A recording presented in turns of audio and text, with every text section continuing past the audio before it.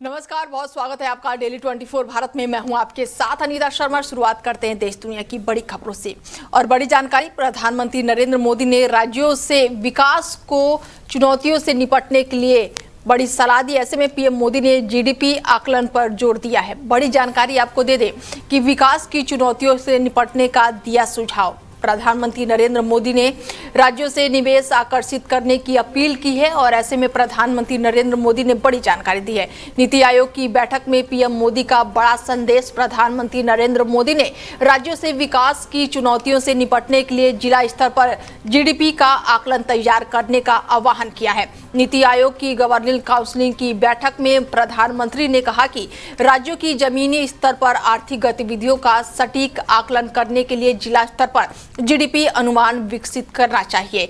उनका मानना है कि इससे विकास से जुड़ी चुनौतियों की बेहतर पहचान होगी और योजनाओं की स्थानीय जरूरतों के अनुसार अधिक प्रभावी ढंग से लागू किया जा सकेगा। प्रधानमंत्री ने राज्यों से निवेशकों की समस्याओं का तेजी से समाधान करने और व्यापारिक समझौते देश के साथ समझौतों का लाभ उठाकर निवेश आकर्षित करने का भी आग्रह किया है। उनका कहना है कि भारत को आर्थिक प्रगति की गति बनाए रखने के लिए राज्यों और केंद्र के बीच समन्वय स्थापित करना आवश्यक है। प्रधानमंत्री ने ईज ऑफ डूइंग बिजनेस का और मजबूत करना और स्थानीय स्तर पर विकास की नई गति को जोर देने पर भी बात की। ऐसे में नीति आयोग की बैठक में प्रधानमंत्री नरेंद्र मोदी ने संदेश दिया है। खबरों में आगे बढ़ते हैं। राजधानी दिल्ली के तुगलकाबाद में भीषण आग लगी है। 5 मंजिला इमारत में ये आग लगी है और इस हादसे में 3 लोगों की जान चली गई है।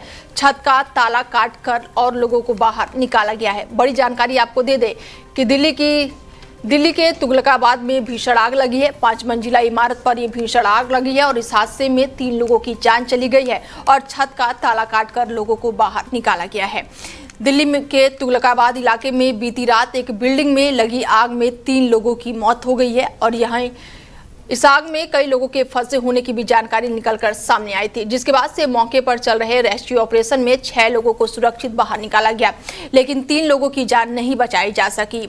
बता दें कि दिल्ली में बीते कुछ समय से घर, मकान, होटलों में लग रही आगों से कई लोगों की जान जा चुकी है।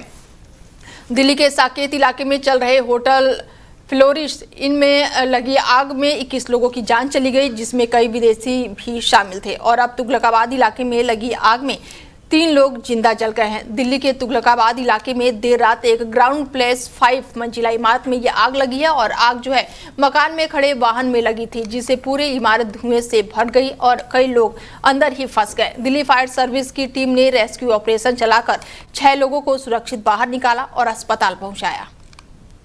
वहीं प्रधानमंत्री नरेंद्र मोदी ने देश की महिलाओं की बढ़ती भागीदारी और उपलब्धियों की सराहना करते हुए कहा कि भारत की नारी शक्ति विज्ञान, अंतरिक्ष और नवाचार जैसे क्षेत्रों में लगातार अपनी पहचान बना रही है। प्रधानमंत्री ने कहा कि ड्रोन तकनीकी जैसे उभरते क्षेत्रों में महिलाओं की बढ़ती भागीदारी नए अवसरों के द्वार खोल रही है और देश के विकास की तस्वीरें बदल रही है। उनका कहना है कि सरकार खुद सहायता समूहों को लगातार प्रोत्साहन दे रही है, जिससे महिलाओं की आर्थिक रूप से निर्भरता बनने में बड़ी मदद मिल रही है। प्रधानमंत्री नरेंद्र मोदी ने कहा कि महिला सशक्तिकरण केवल सामाजिक बदलाव का माध्यम नहीं है, बल्कि विकसित भारत के निर्माण का एक महत्वपूर्ण शक्ति भी है। उन्होंने विश्वास जताया कि आने वाले समय में देश की नारी शक्ति भी विभिन्न आधुनिक क्षेत्रों में और बड़ी भूमिका निभाएगी और आत्मनिर्भर भारत के संकल्प को मजबूत करेगी। वहीं हॉर्मुज संकट के बीच भारत सरकार ने एक बड़ा फैसला लिया है। देश में डीजल की कोई भी कमी नहीं है, मगर ईरान युद्ध के चलते लोगों में एक डर बना हुआ है और इस पैनिक माहौल का जमाखोर फायदा उठाने में लगे हुए हैं। यही कारण है कि डीजल की जमाखोरी रोकने के लिए मोदी सरकार ने सख्ती दिखाई है। पेट्रोल उत्पादकों का उपलब्धता बनाए रखने और जमाखोरी पर लगाम लगाने के लिए केंद्र सरकार ने बड़ा कदम उठाया है। सरकार ने डीजल बिक्री की सीमा तय कर दी है और अब एक आदमी को 200 लीटर से अधिक डीजल नहीं मिल सकेगा। दरअसल सरकार ने आज यानी शुक्रवार को खुदरा पेट्रोल पंपों पर हाई स्पीड डीजल यानी कि HSD की बिक्री को सीमित करने का आदेश जारी किया है। नए नियम के अनुसार अब किसी भी ग्राहक को एक दिन में अधिकतम 200 लीटर डीजल ही बेचा जा सकेगा। इसका मतलब है कि अब एक ग्राहक को प्रतिदिन अधिकतम 200 लीटर डीजल ही मिलेगा। सरकार का कहना है कि ये फैसला डीजल की जमाखोरी, अनावश्यक भंडारण और संभावित कालेबाजारी को रोकने के मकसद से लिया गया है। हाल ही के दिनों में कुछ इलाकों में ईंधन की अतिरिक्त खरीदी और स्टॉक जमा करने की आशंका को देखते हुए ये बड़ा कदम उठाया गया है। आदेश के मुताबिक व्यवसाय और औद्योगिक जरूरतों वाले ग्राहकों को अपने अधिकृत सुविधाएं, डिपो और निर्धारित पंपों से ईंधन खरीद होता है और इसका मकसद है कि सुनिश्चित करना है कि बड़े पैमाने पर ईंधन खरीद वाले उपभोक्ता खुदरा नेटवर्क पर अतिरिक्त दबाव न डालें। सरकार ने स्पष्ट किया है कि ये एक अस्थायी व्यवस्था है और इसकी अवधि अधिकतम 90 दिन तक चलेगी। ऐसे में हमारे साथ मैनेजिंग एडिटर जुड़ चुके हैं, रमेश जी हैं, उनसे बातचीत करते हैं कि अब ये सरकार का बड़ा फैसला आया है कि 200 से ज़्यादा पेट्रोल और डीजल नहीं दिया जाएगा। अब इससे क्या लग रहा है कि जो जमाखोरी है सर, वो जमाखोरों पर इस पर लगाम लग सकेगी? सबसे पहले अनीता तो ये है कि सरकार ने मान लिया है ऊर्जा संकट गहरा चुका है। बिल्कुल, क्योंकि इस समय जो है जून के बाद में क्या होता है, भारतीय खेती किसानी में धान की फसल की रोपाई होती है और उसके बाद में गन्ना की फसल तो है ही, उसमें पानी वानी की सबसे ज्यादा, क्योंकि इस समय खेत बिल्कुल सूखे पड़े हैं, पानी की ज्यादा जरूरत पड़ेगी, डीजल की ज्यादा जरूरत पड़ेगी। तो जितनी मात्रा सरकार ने बताई है इससे कहीं गुना कहीं ज्यादा किसानों को जरूरत पड़ती है। और ऐसे में जब खेती किसानी के जब समय आ रहा उसमें अगर इस तरीके के प्रतिबंध अगर लगाए जाते हैं या लगाए जाने की बात कही जा रही है तो उसमें मुझे लगता है कि खेती किसानी के लिए बहुत बड़ा संकट, बहुत बड़ा नुकसान होने को है। और रही बात जिनके पास व्हीकल्स हैं, चाहे 4 व्हीलर हो या 2 व्हीलर्स वगैरह हो, वो ऐसा तो है नहीं वो अपने जेब में उठा के रख लेगा। जितनी टंकी में पेट्रोल आएगा, अगर आपको पता चला दिल्ली से अगर आपको गाजियाबाद जाना है या कहीं पे भी जाना है तो जाहिर सी बात आप उतना ही तेल डलवाओगे। ऐसा तो है नहीं कि साथ में पिपिया लेके चलोगे, उसमें आप भर लोगे। तो मुझे लगता आम उपभोक्ता जितना भी है ईंधन का, वो ज्यादा जमाखोरी नहीं करता है। लेकिन सरकार का कहना ये भी सही है, ऐसे में वो कहते हैं ना, आपदा में अवसर लोग तलाशने लगते हैं। बिल्कुल, ऐसे में लोग ड्रम भर के या बड़े बड़े ड्रम या बड़े बड़े कैंटर वगैरह में पेट्रोल डीजल ये स्टॉक कर लेते हैं। पता चला आपको कभी जरूरत पड़ रही है तो 100 रुपए का पेट्रोल वो 200 रुपए में देंगे, वो 150 रुपए में देंगे। तो इस लिहाज से तो सरकार का नियम सही है, लेकिन मुझे लगता है कि भाई हम आप खेती बाड़ी से जुड़े हुए लोग हैं, तो हम इस समय अच्छी तरीके से जानते हैं कि इस वक्त अन्नदाताओं को डीजल की आवश्यकता खाने से भी ज्यादा है। दिन में जितनी रोटी खाते हैं उससे भी ज्यादा इस समय वो है, क्योंकि उनके खेत इस समय जुताई हो रही है और अगली धान की रोपाई का बिल्कुल वक्त सामने आ गया है। तो ऐसे में मुझे लगता नहीं सरकार का ये फैसला इतना अटपटा सा है, क्योंकि पिछले जब 28 फरवरी से जब इसका वॉर शुरू होता है इजराइल और अमेरिका का, ईरान का, उसके बाद से हर दिन कोई ना कोई नई नोटिफिकेशन आ रही है। जमाखोरी मत करो, ईंधन को बचाओ, विदेश यात्राएं मत करो, ये सब चीजें कही जा रही हैं। और अगर उसके उलट अगर आप देखो, ये चीजें जो उसे सरकार ने कहा, हम आपने तो इसको अपनाया, बहुत अच्छी तरीके से इसको एडमिट कर लिया, लेकिन जब सरकार की बात आती है वो उन्होंने तो किसी तरीके से कोई प्रतिबंध लगाया नहीं है। प्रधानमंत्री से लेकर सारे नेताओं की, सारे मंत्री की यात्रा लगातार चल रही है। और इस समय भी देखिएगा सुप्रीम कोर्ट के जो सीजीआई है सूर्यकांत जी, वो 150 जजों को लेके और सिर्फ फ्रेंडली टूर्नामेंट खेलने के लिए लंदन गए हुए हैं। तो इन चीजों को मुझे लगता है कि जो अगर प्रधानमंत्री जिस चीज का आह्वान करते हैं तो उसका असर हर वर्ग पे पड़ना चाहिए और सबको अपनाना चाहिए। ऐसे में सर ये जो नियम बनाया गया है वो सिर्फ 90 दिनों के लिए है। अभी आपने कहा कि खेती किसानी पर भी असर पड़ेगा, तो यानी कि सरकार का ये फैसला किसानों के हित में नहीं है? एकदम नहीं है। 90 दिन का मतलब जानते हो कि आज तारीख हो गई है 12 सितंबर तक का नियम है। अरे तब तक तो अब धान की फसल आधी हो चुकी होगी। बिल्कुल। तो खेती किसानी करता है उसको अच्छी तरीके से पता होगा कि ये नियम उनके लिए कितना विरुद्ध होने वाला है, कितना उनके लिए नुकसानदायक होने वाला है। एक पता चला 1 एकड़ में अगर ट्यूबवेल अगर चल रहा है, ट्रैक्टर चल रहा है, तो उसमें लगभग 30 से 40 लीटर तेल की खपत हो जाती है। तो ऐसे में ये नियम कैसे पूरा हो पाएगा? ठीक है तो सर। मुझे लगता है इस पे इसको रिवाइज करना चाहिए और फैसले को, और किसानों के लिए छूट होनी चाहिए कि अगर आप खेतीबाड़ी करते हो तो आपको डीजल पेट्रोल मिलेगा, और बाकी जो वाहन चालक हैं उनके लिए ये प्रतिबंध हो, कमर्शियलाइज चीजों में अगर हो तो उसके लिए सही रहेगा। ठीक है सर, जुड़ने के लिए बहुत शुक्रिया आपका।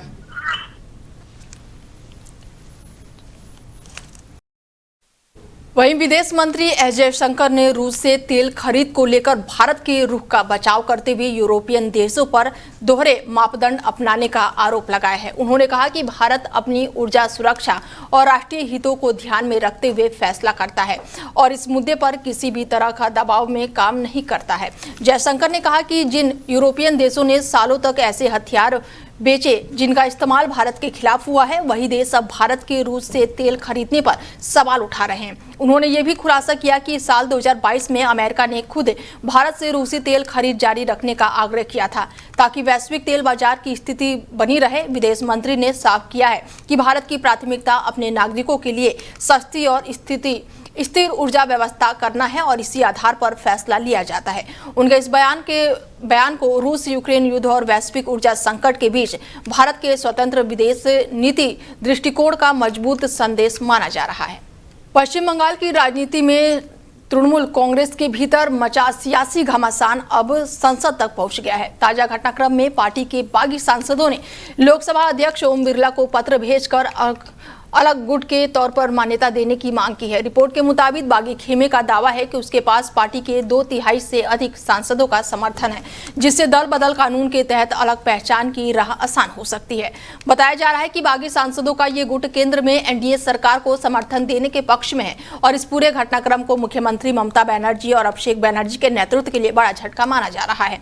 बीते कुछ दिनों में कई सांसदों के इस्तीफे और बगावत की खबरों के बीच अब अलग गुट के औपचारिक मान्यता की मांग ने बंगाल की राजनीति में हलचल बढ़ा दी है। हालांकि तृणमूल कांग्रेस की ओर से बागी सांसदों के दावों पर सवाल उठ रहे हैं और पार्टी नेतृत्व लगातार स्थिति पर नजर बनाए हुए है। आने वाले दिनों में इस घटनाक्रम का असर संसद के संख्या और राष्ट्रीय राजनीति पर भी पड़ सकता है। कोर्ट की फटकार के बाद से टीएमसी सांसद अभिषेक बनर्जी गुरुवार को सीआईडी के समक्ष पेश हुए, लेकिन कई जरूरी सवालों का वो जवाब नहीं दे पाए। सीआईडी के जांचकर्ता अभिषेक बनर्जी से 5.5 घंटे की पूछताछ से संतुष्ट नहीं है, इसलिए सीआईडी ने उनके 14 तारीख को दोपहर 12 बजे फिर से तलब किया है। सूत्रों से ये भी पता चला है कि इस मामले की जांच के लिए गठित सीआईडी टीम के कई अधिकारियों ने अभिषेक से घुमा फिराकर पूछताछ की, लेकिन अभिषेक ने जवाब में पूरा सहयोग नहीं किया। हस्ताक्षर जालसाजी मामले में सीआईडी ने अभिषेक को 3 बार तलब किया था। अभिषेक पेश नहीं हुए। अंततः मामला कोलकाता उच्च न्यायालय तक पहुंचा। उच्च न्यायालय के सुरक्षा मिलने के बाद से अभिषेक दिल्ली से लौटे और सीधे भवानी भवन स्थित अपने घर चले गए। भवानी भवन से रात करीब 11:30 बजे निकले और सीधे कालीघाट की ओर चले गए। वो ममता बनर्जी के घर भी गए और इसी बीच एक नई तारीख आ गई। सूत्रों के अनुसार सीआईडी जांचकर्ता अभिषेक के जवाब से संतुष्ट नहीं है। जांचकर्ताओं का मानना है कि उन्होंने कई सवालों के जवाब सही नहीं दिए हैं। जवाबों में कई तरह के दबाव जो है वो निकलकर सामने आए हैं। पूछताछ के बाद में जब वो भवानी भवन से निकले तो पत्रकारों ने उनसे कई सवाल भी पूछे, लेकिन अभिषेक बनर्जी ने किसी भी सवाल का जवाब नहीं दिया। वो बिल्कुल चुप थे, यहाँ तक कि उन्होंने कार की खिड़की भी नीचे नहीं की। और ये भी पता चला है कि अभिषेक उस प्रस्ताव के बारे में जांचकर्ताओं को कोई भी जानकारी नहीं दे रहे हैं, जिस कारण इतना हंगामा हो रहा है। सूत्रों के मुताबिक लगभग 5.5 घंटे पूछताछ के दौरान उनसे बार बार इसी मुद्दे पर सवाल पूछा गया, लेकिन हर बार उन्होंने मुझे नहीं पता, उन्होंने ये कहना संभव नहीं है, ये नहीं कह सकता, ऐसे जवाब दिया है, जिससे सीआईडी की जो टीम है वो पूरी तरह से उनके जवाब से संतुष्ट नहीं है। ऐसे में ये मामला एक बार फिर से बढ़ता हुआ नजर आ रहा है। मध्य प्रदेश की राज्यसभा राजनीति से जुड़ी मीनाक्षी नटराजन का मामला अब सुप्रीम कोर्ट पहुंच गया है। कांग्रेस नेता मीनाक्षी नटराजन की राज्यसभा उम्मीदवारी खारिज किए जाने के चलते दायर याचिका पर आज सुप्रीम कोर्ट में सुनवाई होगी। मीनाक्षी नटराजन का नामांकन पत्र चुनाव अधिकारियों द्वारा इस आधार पर खारिज कर दिया गया था कि उन्होंने अपने शपथ पत्र में तेलंगाना से जुड़े एक मामले की जानकारी नहीं दी थी। कांग्रेस का दावा है कि ये कोई ऐसा आपराधिक मामला नहीं है जिसकी जानकारी देना कानूनी रूप से अनिवार्य था और नामांकन रद्द करने का फैसला मनमाना है। इस मुद्दे को लेकर कांग्रेस ने चुनाव आयोग से भी शिकायत की थी और अब न्यायिक राहत के लिए सुप्रीम कोर्ट का दरवाजा खटखटाया। हालांकि शीर्ष अदालत ने फिलहाल राज्यसभा चुनाव प्रक्रिया या फिर परिणामों पर रोक लगाने से इनकार कर दिया है, लेकिन मामले की सुनवाई के लिए सहमति दे दी गई है और इस मामले को मध्य प्रदेश की राज्यसभा राजनीति के लिहाज से काफी अहम माना जा रहा है। वहीं भारतीय निशानेबाजी जगत से जुड़ी एक चिंताजनक खबर सामने आई है। दिग्गज निशानेबाज और राष्ट्रीय कोच जसपाल राणा की तबीयत अचानक से ही बिगड़ने के बाद से उन्हें दिल्ली के एक अस्पताल में भर्ती कराया गया है। जानकारी के मुताबिक जर्मन के मुनीख में आयोजित विश्व कप से वो लौटे हुए थे और विमान में उनकी तबीयत अचानक से ही खराब हो गई थी, जिसके बाद उन्हें दिल्ली पहुंचते ही उन्हें अस्पताल ले जाया गया।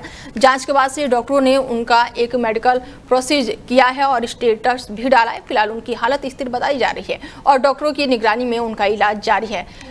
जसपाल राणा भारतीय निशानेबाजी के सबसे सफल खिलाड़ियों में शामिल रहे हैं और मौजूदा समय में राष्ट्रीय पिस्टल कोच के तौर पर जिम्मेदारी निभा रहे हैं। उनकी देखरेख में भारतीय टीम ने हाल ही के सालों में कई बड़ी सफलताएं हासिल की है, जिसमें ओलंपिक पदक विजेता मनु भाकर भी उपलब्धियों भी शामिल है। उनके स्वास्थ्य को लेकर खेल जगत और प्रशंसकों में चिंता का माहौल है और उनके जल्द स्वस्थ होने की कामना की जा रही है।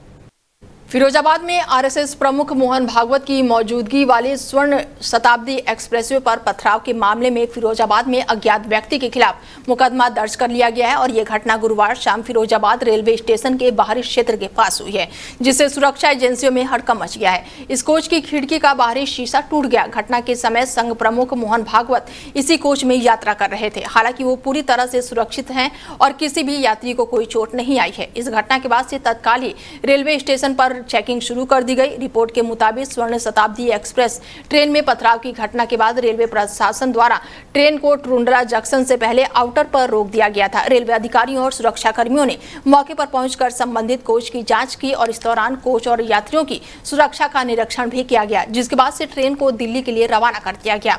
प्राथमिक जानकारी के बाद से मुताबिक घटना में किसी भी यात्री के घायल होने की सूचना नहीं है। सुरक्षा एजेंसियों ने मामले को गंभीरता से लेते हुए आवश्यक जांच पड़ताल शुरू कर दी है।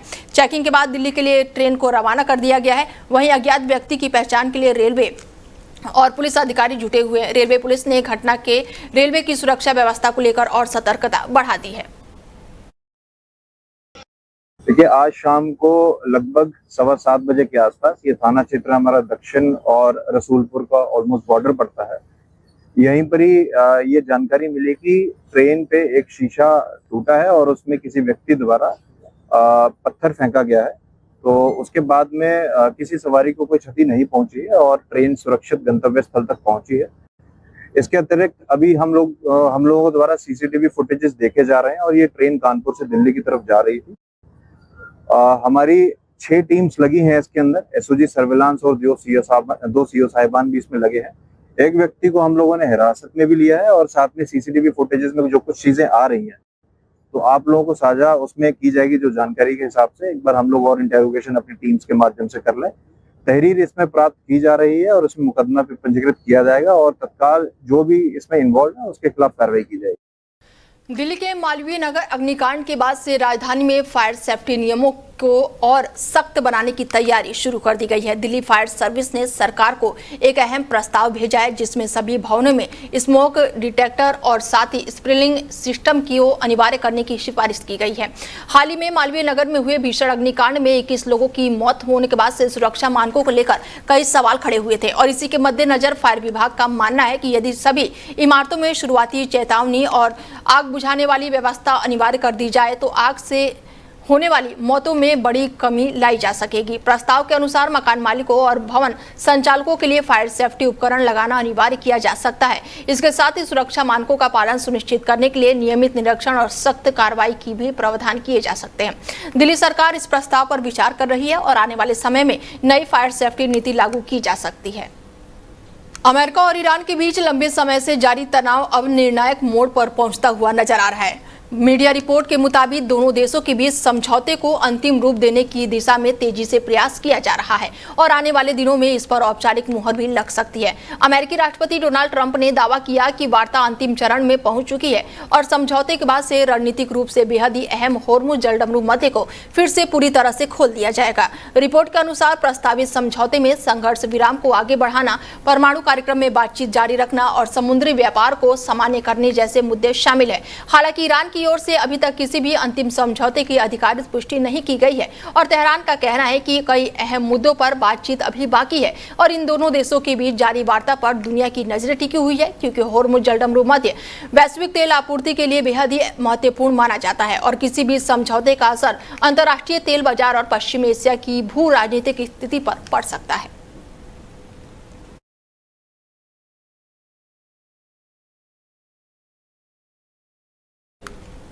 भारत और अफगानिस्तान ए के बीच श्रीलंका में खेली जा रही त्रिकोणीय सीरीज का मुकाबला काफी रोमांचक होने वाला है, लेकिन आखिर में भारतीय टीम का डकवर्थ लुईस नियम के तहत 4 रन से हार का सामना करना पड़ा और इस मुकाबले में भारत एक बल्लेबाजों ने शानदार प्रदर्शन करते हुए 49 रनों में 349 रनों का बड़ा स्कोर खड़ा कर दिया। टीम की शुरुआत दमदार रही और प्रभा सिमर सिंह, तिलक वर्मा और कप्तान ऋतुराज गायकवाड़ ने महत्वपूर्ण पारियां खेली है। हालांकि सबसे ज्यादा चर्चा युवा बल्लेबाज वैभव सूर्यवंशी की विस्फोटक बल्लेबाजी की हो रही है।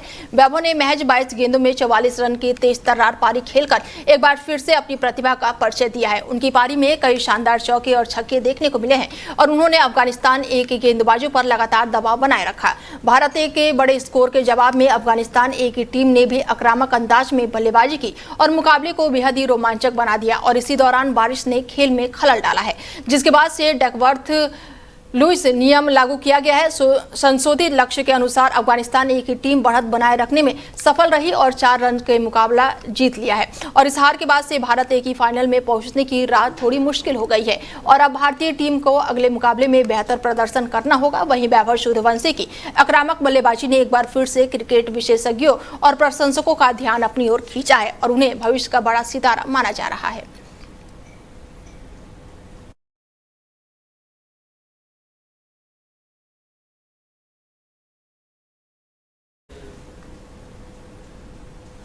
तेज हवाओं और गरज चमक के साथ दिल्ली एनसीआर के मौसम में अचानक से ही करवट देखने को मिल रही है। राजधानी दिल्ली और आसपास के इलाकों में झमाझम बारिश से लोगों को भीषण गर्मी से राहत मिली है और कई इलाकों में तेज हवाओं के साथ हुई बारिश के कारण तापमान में गिरावट दर्ज की गई है और मौसम सुहाना हो गया है। मौसम विभाग ने पहले ही दिल्ली एनसीआर में बारिश और तेज हवाओं का अनुमान जताया था। बारिश के चलते कई जगहों पर जलभराव और ट्रैफिक की रफ्तार प्रभावित होने की भी खबर सामने आई है। वहीं गर्मी और उमस से परेशान लोगों ने मौसम में आए इन बदलाव का स्वागत किया है। मौसम विभाग के अनुसार आने वाले दिनों में भी दिल्ली एनसीआर के कई हिस्सों में बारिश और तेज हवाओं का सिलसिला जारी रहेगा।